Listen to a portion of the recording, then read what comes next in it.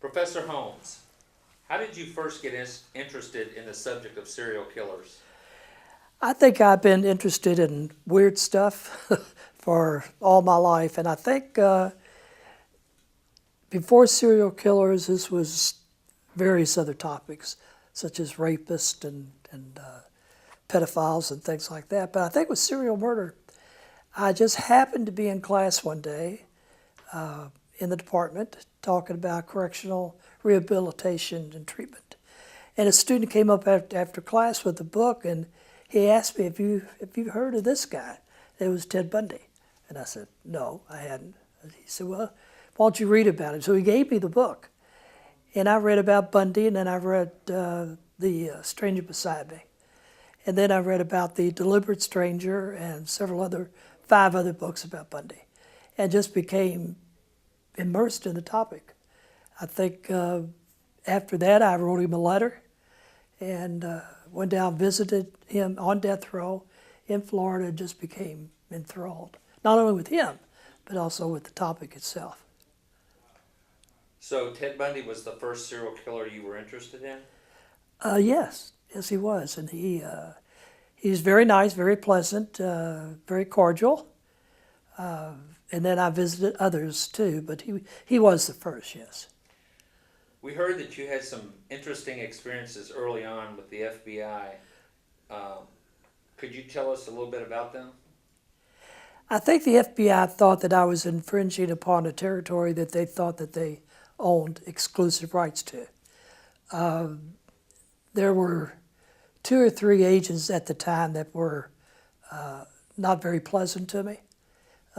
One was pleasant to me, and he just recently died a couple months ago. But the others were territorial, and they have been my nemesis for the last 25 years. We heard that you had your computer confiscated in relation to the investigation of the Green River killer. What was that about?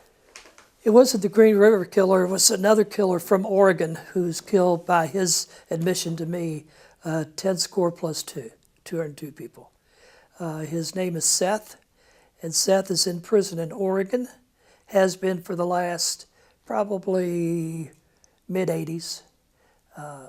Very intelligent, very verbal, very articulate, a nice guy, but he just has this thing about him he likes to kill. Blonde hair, blue-eyed, unmistakably young, very definitely female cheerleader types. You had your computer confiscated in relation to the investigation. We thought it was with the Green River killer. Why did they take it? What was that about? What were they looking for?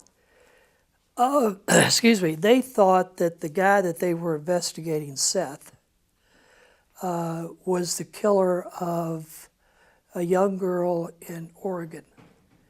And they thought I had inside information on it. The detective investigating that case in Oregon, I talked to him one time when I was doing a seminar out there on homicide investigations.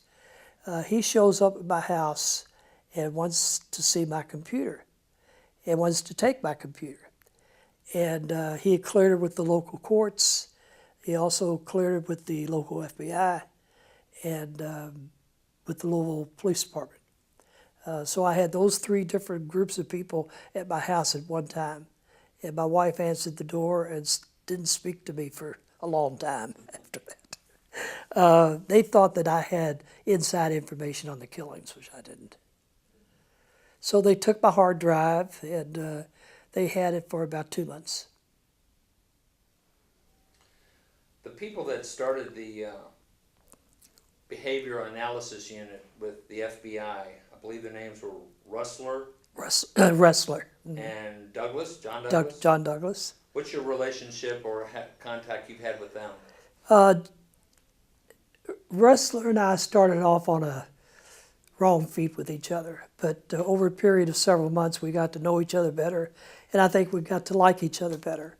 I've never personally met John Douglas, have no feelings about him whatsoever.